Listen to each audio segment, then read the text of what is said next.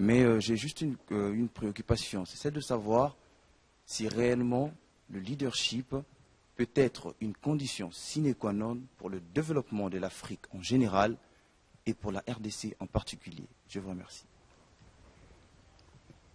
Alors, est-ce que le leadership, c'est une condition sine qua non aujourd'hui pour le développement de l'Afrique? Je vais dire d'emblée que c'est oui.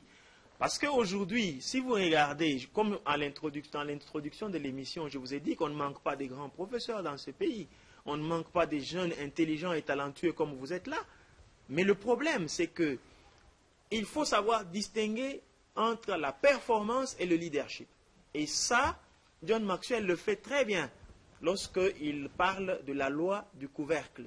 La loi du couvercle dit que votre niveau de leadership constitue une barrière au développement de votre performance. Et donc, je vais l'illustrer avec vous. On va dire que ceci, c'est votre niveau de performance. Et que ceci, c'est votre niveau de leadership.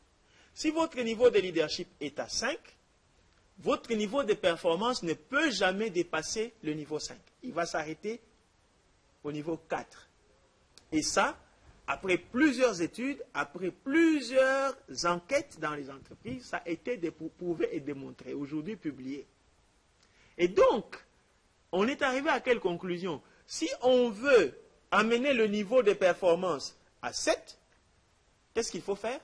Il faut d'abord déplacer le niveau de leadership à 8 pour que la performance suive.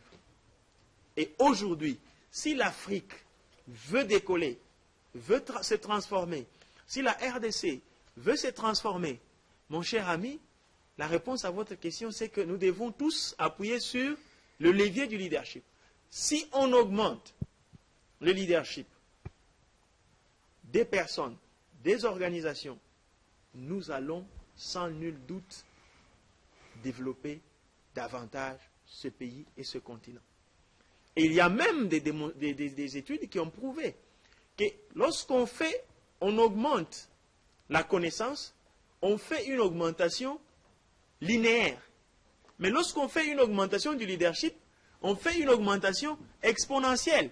Si vous avez bien suivi mon exposé tout à l'heure, quand j'ai parlé de 5 niveaux de leadership, vous voyez que lorsque vous avez un leader, il ne meurt pas seul leader. Parce que pendant qu'il est en train de développer ou de se développer ou de développer l'organisation, il développe les autres leaders.